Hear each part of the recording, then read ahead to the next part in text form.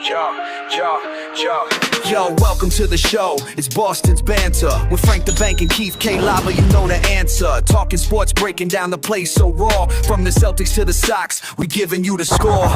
Catch the vibe, we coming live. Filling up your feed, let the passion thrive. Every dunk, every run, we analyze the moves. Shout out to the fans, feel the rhythm and grooves. From Gillette to the Garden, we ain't missing a beat. Frank and K. Lava bring the fire, can't accept defeat. What up, what up, what up? Welcome back to Boston's Banter, where the sports are wicked and the banter is Pissah. I'm your host, Frank the Bank. With me, as always, is Keith K. Lava La Cava. Keith, yo, bro, we got a show to do, man. Yo, sorry, you're Frankie. tired, bro. Sorry, brother. You're not getting much sleep since the baby came last Wednesday. Give you an applause for that. Thank you, bro. Thank you. She's a beautiful Here's girl, a picture man. of her, man. In love, man. Absolutely in love. Yeah, she's beautiful, man. Congratulations. Thank you, brother, Congrats, Steph. Appreciate you, bro. And appreciate those onesies from you and your mom, Hey, bro. it's all good, brother. I Yes, appreciate sir. it. So, what's going on, bro, Lando Bloom? Yeah, not much, Bromeo Cronell. Cronell, I like that. All right. Yes, sir. So what? We're on episode 4 of season 2 today. So why don't we just jump right into the Wicked Pissah News? Let's get it poppin', Frankie. Wicked Pissah news. We're going to jump right into the Celtics I like Summer this. League. I know. So the Celtics played 3 games in the Summer League so far. They're 2-1 in those 3 games, and we're going to break it down real quick. So for their first game in the Summer League, the Celtics beat the Grizzlies 92-78, and Jordan Walsh led the way with 17 points. Yeah. And then first round rookie we've been talking about, Hugo Gonzalez, he actually tied most minutes played with 28, and he scored 12 points on 3 of 5 shooting from 3. He looks good. Yeah, that's what I'm saying, man. He was looking Steal very the draft. good. That's a couple people said that, so I like it. He's got some pro experience, like we talked about, being 19 years old, playing for Real Madrid too. So glad we have him.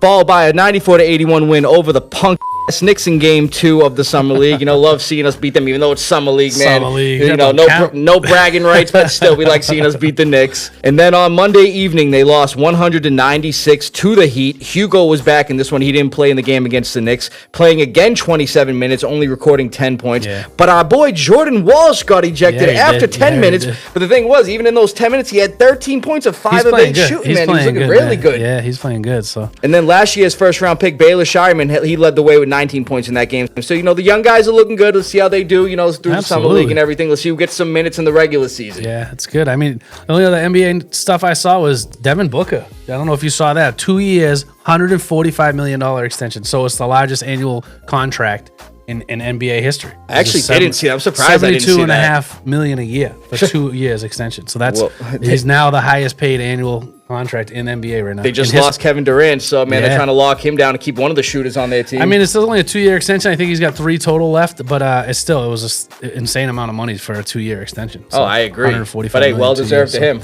Yeah, I thought that was kind of crazy. Let's jump into the Red Sox. They've been playing good. Yes, sir, dude. Absolutely. Since our last show, man. Come on, man. We're in the wild card right now. We're in 3rd place, about to be in 2nd. We're tied with the Yankees for 53 wins and everything. We're only a few games back of the Blue Jays. All of a sudden jumped into 1st. That's what I'm saying. It's been a crazy amount of games. So so what was their record since the last show, Frankie? Since the last show, they're 11-1, but they've won 10 straight games, which is since 2018 when we won the World Series. That's their longest win streak since then. So I thought that was good in the last 8 years. That's really cool. Dude, love seeing that, man. Yeah. But like we were talking about this past week, there was a lot of wins, but I want to bring up this one win in particular. So this past Friday, the new Raffy, Sedan Rafaela, secured us a win in a close game versus the Rays. And actually, we got a clip I want to bring up real quick. Gotta show that. Swinging a drive! Oh! He killed it! And it's out of here! It's gone! St. John does it! The Sox win it! They walk it off against Tampa Bay! Are you kidding me?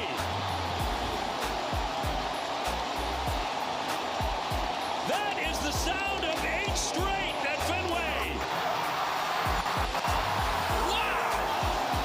So, Frankie, a 2-run, 406-foot walk-off homer cracked right over the monster to get us the win and keep the win streak alive. And, Frankie, we got Alex Bregman, who came back and returned to the lineup this past Friday. Let's hope the Sox keep it rolling after All-Star break. And, Frankie, speaking of Bregman in the All-Star break, we got 3 first-year Red Sox that were named to the All-Star teams. Like I just said, third baseman Alex Bregman, starting pitcher Garrett Crochet, and closer Aroldis Chapman.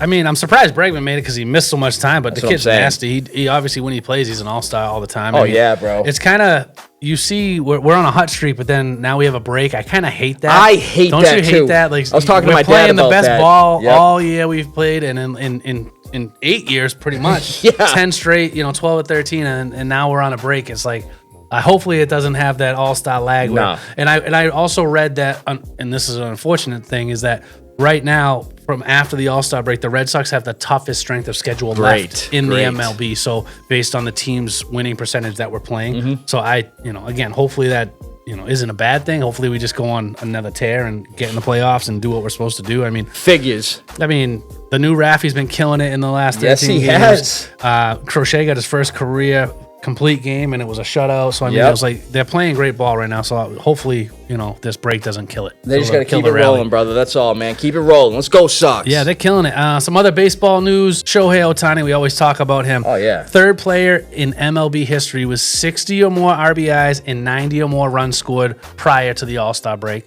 Third time that's ever happened. I thought that was crazy. Yeah. Terry Francona, Tito, our old coach. Our last loss was against the Reds. Right. So 13th manager in MLB history to reach 2,000 wins. Congrats to him. I'm going to give him one of these. Yeah, you got to. Tito's the man. So that was awesome. And then Aaron Judge, we always talked about this, and we already knew this was happening. Fastest player to 350 home runs in MLB history. And it's by more than a full season of play. It's by 192 games faster he's than the number missed a lot 2 of guy, games. which is, do you remember? We talked about it last year when it was 300. Yes, we did. Give me a second. You know it. Shohei Ohtani. No, Mark McGwire. Mark I McGwire. don't think Ohtani's got 300 yet. But Man, we all know why Mark McGwire was getting those. oh yeah, so Judge just reached that milestone, 192 games faster to hit his 350th home run. So 1,088 games, he got 350 home runs. That's awesome. That's insane. Yeah, no, I hate the Yankees, man, but you also got to give credit to Aaron Judge. That dude's a beast. Absolutely. So, Yes, sir. That's all I got for baseball stuff. What else you got for me? All right, Frankie, let's get into some NFL news, I like brother. this. All right, Frankie, so pretty interesting right here. Yeah. We brought up this story a few shows ago, so let's bring it up real quick Love again. So former NFL running back Adrian Peterson, he actually signed a celebrity boxing deal to fight poker rival Baby Joe Castaneda. That was the name of the guy. I guess, yeah. And you know what's funny, Frankie? So we thought it was just a random guy AP was fighting. Yeah. I guess they actually know each other pretty well. I guess after the fight, AP was talking about, he regretted that it happened, but it was almost like a brother thing. Like, they threw hands and everything, and then it was squashed right after. That happens sometimes. I mean, it's Right. unfortunate when you get in a fight with a friend and then, you got to make up, but that's crazy. Right. So apparently Castaneda signed his deal for the fight earlier this week, and AP better do better this boxing match because his last one versus former NFL running back Le'Veon Bell ended in AP getting knocked out. You got knocked the out. But yeah, bro, so that's crazy. that's Yeah, going to be I remember interesting to that. see, man. So if me and you just got in a little boxing match right here, we could sign a deal and then make some millions of dollars maybe? Yeah, bro, I wish. Celebrity I'm boxing. about to pick a fight with Adrian Peterson I'm next time I saying, see him. anytime you see a celebrity, like, you know what I mean? That's pretty funny. Yeah, though. that is. I say what's his name? What's his Baby Joe Castaneda. Castaneda actually held his own against AP Yes, too. he did. His name's Baby Joe. Baby Joe. I got my money on Baby Joe. Let's go. It's probably plus 2,000 or something crazy. Right, man. I got to check that fight out. Yeah. Yes, sir, Frankie. But we got two more pieces of NFL running back news, so we're going to break it absolutely. down. So, Chargers running back Najee Harris suffered an apparent eye injury after a fireworks mishap at a July 4th event. His agent, Doug Hendrickson, said the injury was superficial and that Harris is expected to be ready for the upcoming season. And I guess a few people got hurt from this incident, Frankie. One person was even hospitalized after he lost a few fingers in the accident. But, dude, Harris is lucky he wasn't more hurt. The guy is expected to play a key role in the Chargers' revamped rushing attack alongside first-round rookie Omarion Hampton, who the Chargers would have to lean on heavily if Harris were to miss any time. But he looks ready to go and everything. But at the end of the day, dude, you still got to be careful with these fireworks, bro. I'm saying we lost a 70-year-old man in Wareham. God rest his soul, man. That was horrible to see. It's unbelievable. And prayers to the Fireworks, family. Yeah, exploded in his face. It's crazy. And then you read about this, and it's like, it's not the first time an NFL player Jason got hurt. Pierre-Paul. I was just going to say, Pierre-Paul.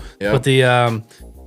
just missed his eye. He could have lost an eye. dude. You know what I mean? He lost his life, like the gentleman here in Wareham. Yeah, It was so sad to hear. Definitely got to be careful, man. And, I'm sure I get it, man. It's the festivities and all that. But the thing with him, too, is, man, this guy just signed a big deal with the Chargers. Yeah. The Chargers are actually, they haven't had a 1,000-yard rusher since Melvin Gordon in 2017. And Harris rushed for 1,000+ in each of his first 4 seasons with the Steelers. So they're going to be leaning on him heavily to help out that rushing attack. Because, like I said, they haven't had a 1,000-yard rusher in that long, bro. That's crazy. Yeah. And absolutely, and you need your eyes for that. Yeah. Yeah. And then lastly, Frankie, for the running back news, another Browns rookie acting like a complete dumb. Let's bring this up. So this one was significantly worse than what Shador Sanders did. Second-round rookie running back Quinshawn Judkins was arrested on domestic violence and battery charges in Florida early Saturday morning, where he actually stayed till Sunday night. Judkins was looking to be the apparent heir to Nick Chubb, who left for the Texans this offseason. This is the second straight offseason a second-round pick for the Browns has been arrested for domestic violence charges. Isn't that crazy, bro? The whole story is nuts. I mean, supposedly he hit the girl in the face with a closed fist. Yep. Then something with her arm, and then hit her in the leg or something. But then the girl that this happened to stayed with him for another 5 days before reporting it to police. I remember I actually did hear something like that. It's kind of sketchy. It's the whole thing is crazy, but I mean, obviously, you never condone it.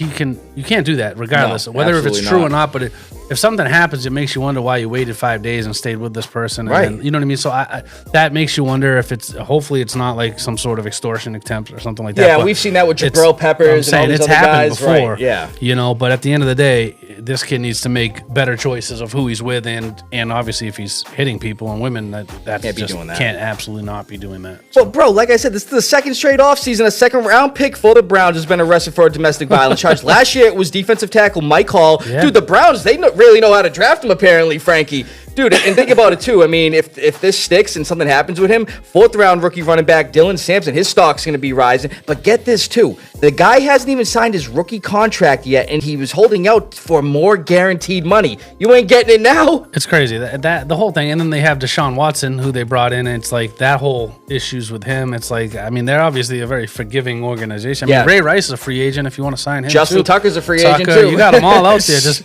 bring them all on your team. That's fine. Yes, sir, Frankie. It's crazy. So. And then lastly, for some NFL news, we got a notable retirement here, and a guy we're not really a fan of. Nah, okay, idiot. This guy's even dumber. So 5-time Pro Bowl defensive tackle Ndamukong Suh to retire after 13 seasons in the NFL. Surprised he lasted that long with all the stuff he did. Crazy.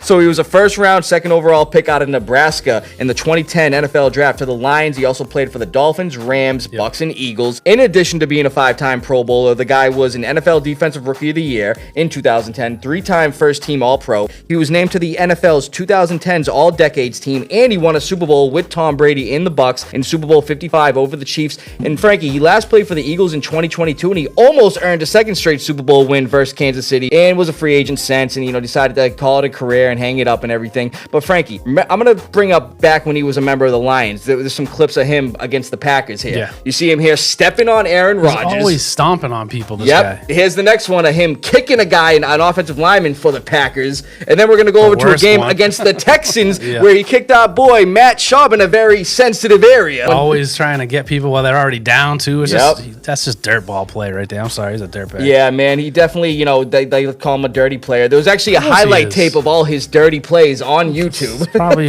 a half an hour long. Right. Yeah, actually, I think it was like 15 to 20 minutes. Probably. But I'm going to bring up his stats real quick for his career. So he finished his career with 600 total tackles, 71.5 sacks, 5 forced fumbles, 9 fumble recoveries, 1 INT, and he had 3 defensive touchdowns. He was a good player, except aside for that crap that he pulled all the time. Doing those he was a great player. Stomping on people, bro. Like, what are you doing? Yeah. But yeah, Frankie, that's all we got for Wicked Pissah News, brother. Sounds good. Yes, sir. So that's all we got for the Wicked Pissah News. No Foxborough focus this week. We got a fun live round. We're going to do our predictions for NFL season leaders. So why don't we jump right into the passing yards first? So who you got at QB? So, Frankie, actually, the person that I get for the passing yards is going to be for the passing touchdowns. And I'm taking quarterback Baker Mayfield. I have him on one of them. Yes, sir. I will say that. Go ahead. Alrighty, so a lot of people could easily say last year's leader, Joe Burrow. That's who I said. Who led the NFL with 4,918 yards, nearly 300 more than the second-place leader, Jared Goff. Baker was actually third with 4,500 even. Yeah, he was there. So Baker and the Bucs, they have an arsenal of really good wide receivers with 1,000-yard receiver Mike Evans,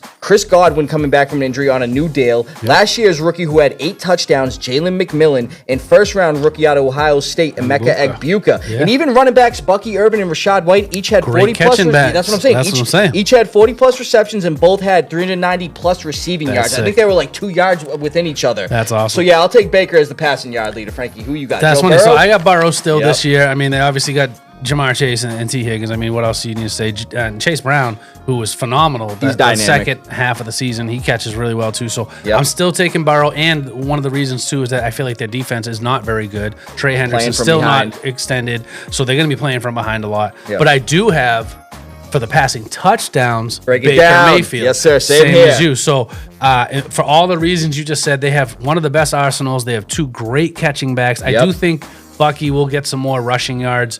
So I do feel like that's why again, I don't think they'll be playing from behind as much as Cincy. Right. So that's kind of why I swapped that. But I do feel like Baker's going to throw a lot of touchdowns again. And that's what I have there. And I know you have Baker on both. So that's great. Bro. Baker was actually tied for second with 41 touchdowns behind Joe Burrow. Lamar Jackson also had 41 touchdowns. Yep. And I like the Bucs overall offense better than the Bengals in terms of wide receiver depth. Like we talked about, obviously Jamar Chase and T. Higgins are great. But then after them, you got Andre Yoshivas, who can be good at times and everything. But after him, dude, you really don't got a lot of notable guys. Jermaine Burton seems to be missing a lot of time. But like I said, with the guys I named, and I get it, Chris Godwin is coming off injury. But Mike Evans, Chris Godwin, Emeka Egbuka, Jalen McMillan had 8 touchdowns last year. And even Cade Otton gets a lot of looks, a good dude. player. So that's what I'm saying, bro. I like it. Yeah. That's what I'm saying with that. So I like that. Why don't we jump into running backs? Who do you got for the rushing yards? I'm going to be taking Bijan Robinson, bro. I like that pick. So finished third last year in rushing yards with 1,456. I traded him in fantasy to you, man. Yeah. My team started going downhill. so slow. He did, man. He really. started Him and off Tyler so Algier slow. almost like a 1-2 punch. It was pissing me off. I do man. expect Bijan to get a lot more than Algier this year. Well, that's what I'm saying. The new offensive scheme with quarterback Michael Penix at the helm could see the Falcons lean heavily on Robinson to establish the run and take pressure off Penix, giving him more rush attempts, which I hope he gets, man. Obviously, at the beginning of last year, it seemed like I was saying he was in a 1-2 punch. Yeah. The Falcons have a good offensive line and a favorable schedule in terms of his matchups for running backs. They got the Panthers, Commanders, Dolphins, and Colts, who all have horrible run defenses. I could see him easily becoming the rush yards leader, especially under new offensive coordinator Zach Robinson. The expectations in his offense for Bijan are to have a breakout season and lead the NFL in rushing yards. Yeah, I like that pick. I actually have him for my rushing touchdowns. Okay. I don't have him for the yards. I mean, last year there was 2 guys that had almost 500 more yards than Bijan, who was in third. 500 more yards. I already know who you're going to say. I'm not going to go Barkley because Barkley did it last year. I'm going to take Derrick Henry. I had a feeling you were going to say It's got to Derrick be Henry. one of the two in my mind. I mean, they have nobody behind them to steal. Like Algier's got way more carries than I thought he should. Algier's not a bad running back. He had 1,000 yards his first rookie year. So he's still going to play. I mean, who is the backup for Saquon? You know what I mean? Gainwell's not even there anymore. Like, Will Shipley. Oh, A.J. Dillon's there, but he ain't going to be. Again, he's on pup, I think, right now. And then you got Derrick Henry. Again, not much behind him either. So it's like, to me, I think it's going to be one of those two. I'm going to go Derrick Henry because it's so hard to do it 2 years in a row. I actually like that pick because Adam Sandler reached out to Derrick Henry. You know, that's Derrick Henry's favorite actor. And he said if he gets 2,000 plus yards, he's going to put him in the new Waterboy movie. Yeah, so that's funny. So for rushing touchdowns, I actually have Bijan Robinson. He was only 2 behind the people that were tied at the top, which was Derrick Henry and Jahmyr Gibbs, I believe, were the 2 rushing touchdown people last year, the leaders last year. So I actually have Bijan for all the reasons you said. I think Penix is going to drop it down to him. He should play more. They have a very dynamic offense. And again, he was only 2 behind them in rushing touchdowns last year. No, that's definitely a good pick. Frankie, I'm going to be taking a rookie here. I'm going to be taking running back Ashton Janty to lead the league in rushing touchdowns. That'd be good. It's a little bit of a stretch, but I'm going to break it down real quick. So the Raiders have high expectations for this kid, obviously. You know, taking him with the 6th overall pick in the NFL draft this past year. He's expected to be a workhorse in new Raiders OC Chip Kelly's offense, known for utilizing dynamic running backs. There's limited competition within the Raiders backfield to challenge him for carries, especially in the red zone, other than maybe Raheem Mostert, but he was even getting banged up, and his age is getting up there too. The kid has the speed and acceleration and can score from anywhere on the field. We've seen it at Boise State and everything. And with his ability to find holes and break tackles, man, I really think he could lead the league in rushing touchdowns as a rookie. I mean, he's not going to have 29 touchdowns like he had with Boise State, but I really think they're going to lean heavily on this kid, especially with... I mean, he's going to play a ton. I feel like they're going to be playing from behind. He's going to catch some balls, too. I don't know if they'll be all rushing touchdowns. Well, but the thing is, they don't got a lot to throw to over there than Jacoby Myers and Brock Bowers, too. They got to run the ball, and he's going to be a good player, but there's no way they're not playing from behind for a lot of games, I feel like, this year. Come on, give Geno Smith some credit. I'm not giving him no credit. The same, bro. Nah, it's whatever. They're going to be much better than they were last year. Yeah. Genty is they got some weapons. A dynamic player. That'd be awesome if he led the league. That'd be sick. Well, but like I'm saying, man, I think they can lean heavily on him. But like you said, they look like they could be playing from behind. But like I said, Jacoby Myers and Brock Bowers are your only notable pass catchers on on the receiving core. Yeah, that's going to be interesting. What do we got for? Let's go into the receiving yards next. So who do you got for receiving yards? I'm going to be taking Justin Jefferson here, man, a notable guy there. So if you can be second in the league in receiving yards with Sam Darnold at the helm, that speaks volumes, Frankie. And it's a testament to why I think he can lead the league this year in receiving yards, even with new quarterback J.J. McCarthy, who will look his way to help his development, I think, especially when you got a guy like him. J.J. is nasty.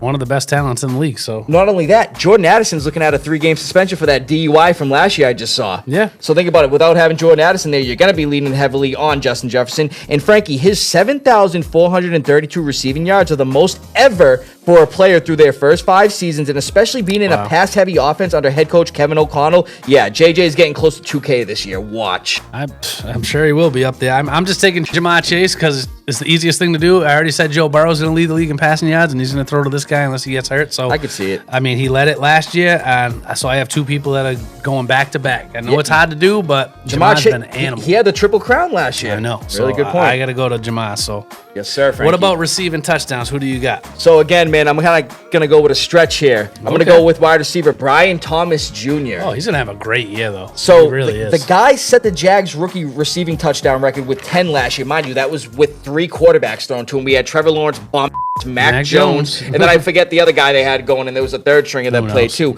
He also had 18 receptions of 20-plus yards last year, and they were constantly looking for him down the field. And Frankie, other than Travis Hunter, not too much depth there with the Jags wide receivers, so I see him getting more targets down the field and in the red zone. And the Jags have the 6th easiest schedule going into this year, which helps his case even more. And at 6'3", the guy can fly, Frankie. We always talk about Madden speed ratings and how they slight players on that stuff. Yeah. He's got a 96 speed rating at that size in Madden, and in reality, the guy ran a 4.33 40-yard dash. So He's an animal. The last 5 weeks of the season went nutty. That's what I'm saying, bro. Josh has a great keeper in him late too. I think he got him Joey, 10, 12. my cousin Joey in our league has him as a keeper. And then in my league, Josh got him. It's gonna be. He's a great keeper to have. Absolutely. So, yeah, that's good. I'm actually just going Jamar Chase again. I mean, he had 17 touchdowns last year. That's almost one a game. Well, it is one a game because you have a bye week. Yeah, right. Technically. Right. So every week, on average, you're scoring a touchdown. The second place wide receiver had 13. Do you know who it was? Second place wide receiver that had 13 last year. That was, give me a second. Was it Mike Evans? Terry McLaurin. Terry McLaurin. So Terry McLaurin our had guy. 13. Yeah. So he's had 4 more than anybody else last year. Again, I just feel like they're going to be playing from behind. Joe Burrow is always looking for this dude. He could have 200 yards in one game, 5 touchdowns, 4 touchdowns, 3. It doesn't matter. The kid's unbelievable. Right. And I like that he has T. Higgins, who's also a very good receiver. On a new deal, too. More motivated, too. So he's taking away double coverage a lot of the time away from Jamar. So you can't leave him alone. You can't leave them both. You can't cover them both. Right, So it's like absolutely. having 2 really good receivers helps that number 1 receiver get even better. Dude, So I'll never forget one Thursday night football game. TJ played against Mike Whitney, had Joe Burrow and Jamar Chase. Yes. And TJ was already losing by 100 plus Oh, it because was they went insane. off. Jamar Chase had 55 points. So I like that one, Frankie. yeah, that was nuts. Yes, sir. Why don't we jump into defensive side of the ball? Why don't we go with sacks? Who you got for sacks? So, Frankie, I'm going to take last year's NFL Defensive Rookie of the Year, Jared Verse from the like that. Rams. I like that. So, like I just said, the Defensive Rookie of the Year from last year, totaling 66 total tackles and only 4.5 sacks. So, those sack numbers don't look big, but a lot anticipate a strong sophomore season from Verse. He had strong pressure numbers that indicate the ability he has to generate more sack opportunities. His pass rush grade was also among the league's best, tying 6th with TJ Watt. And Verse himself even recognized the need to improve his finishing ability. Yeah. He said he left 10 sacks on the field from getting the pressure, but then not. I like that kid. I predicted him to win the defensive player of the year, and he did. And it's like that kid's nasty. So that's a great pick. But then, mind you, to start the year, he has a lot of favorable matchups on the O-line. Week 1 at home, he's playing the Texans offensive line. And then at week 2 versus a rookie quarterback in Cam Ward and the Titans. So I think right there he could start the year with 4 sacks. Yeah, that's awesome. You know what I mean? Who you got, Frankie? I'm just going Myles Garrett. Just signed the Garrett. big contract. Obviously, there's no more, trade me rumors. There's no more I need an extension. None of that. He still had 14 sacks last year. Yeah. He's, got the new deal. He's got to have to show that he's worth it. So, why not? He's always in the top 2 or 3 anyway. So I'm just going Myles Garrett. That's a good pick, Frankie. Yeah, why don't we jump over to the other side? Well, the back end of the defense. Why don't we go into interceptions? Who do you got for interceptions this year? Frankie, I'm going to be taking safety Jesse Bates from the Falcons. Bates, okay, that's a good Not pick. a lot of people would guess that, but I'm going to break down why I think so. So the Falcons have the 4th easiest schedule. I'm going to start there. And he's been a proven ball hawk and has 24 INTs since entering the league in 2018, which ranks 5th amongst players in that span. And in 2 seasons in Atlanta, he has 10 interceptions for last year, tied for 5th in the league amongst a bunch of defensive backs. His intelligence and ability to break and make plays on the football, along with the Falcons' improved pass rush, adding rookies Jalen Walker out of Georgia and James Pierce Jr., along with veterans Leonard Floyd and David Onyemata, are a good combo. Yeah. Opposing quarterbacks will likely be forced into quicker throws with all those guys, especially on the pass rush, and make risky decisions down the field, where we see a lot of times the safeties make a lot of interceptions as league leaders. This past year, we saw Kirby Joseph for the Lions. He was a league leader. He was. And then Xavier McKinney, I think, was second. 2 of the last 3 seasons, the safety has led the league in picks. That's awesome. Yeah, That's a what good I'm pick. saying, bro. So I really could see it, him leading the league this year. I like that. I'm going C.J. Gardner-Johnson. So I like that. Actually, I almost said he was him, third too. in the league last year on Philly. He got obviously traded to the Texans. The Texans go after the ball. They had 2 guys in the top 10 last year in interceptions. So between Bullock and Stinley Jr. So I feel like that he's just going to fit in there. He was already third in the league last year. He's on a team that, again, they want you to throw the ball. So I feel like he fits in really well there, and they get the ball. They had 2 guys in the top 10 in picks last year, so Stingley Jr. and Bullock. So I feel like that's a great fit for him. So that's where I'm going with the league leader for interceptions. I could honestly see that, Frankie. A lot of good picks we got there, brother. Awesome, man. Good Yes, job. sir. You too. So yeah, that was a great lava round. Thank you everybody again for tuning in. Another great week. Make sure you like, subscribe, all the good stuff. Share it. Thank you. And Yes, sir. Glad to be back, man. I know. Congratulations again, you, you and brother. Steph. Appreciate that. So before we get out of here, though, there's a few things I want to say. What are you waiting for, huh? Well, if you'd let him... What are you waiting for? Frankie, what is it this week, man? I'm not entirely sure, really. Honestly, I don't know what this is. So I guess we're getting a little hint over here. what in the? I know what you did last summer. Oh, Frankie, break it down for me. The new movie, I Know What You Did Last Summer. It's not a new movie, but it's a remake, kind of a... Actually, it's almost like a sequel because some of the original cast is in it. Freddie Jennifer Prinze Love Hewitt Jr., and Freddie yep. Prinze Jr. So it's really cool. Looks great. So make sure you go see that this week, guys. All right, man. Yeah, so Frankie, let's get up on out of here, man, because that was kind of weird, bro. We got people yelling at us. We're getting notes that say, I know what you did last summer. Let's get up on out of here, bro. From Beantown to your town, stay wicked Pissah. From Foxborough. Frankie, lights went out. Again? Oh, here we go. Here we go, dude. I don't like this at all. Oh, lights are back on. You ain't Frank the Bank. Like I said, from Foxborough to your borough, thanks for listening, everybody. We'll see you next week. I'm out of here. Screw this.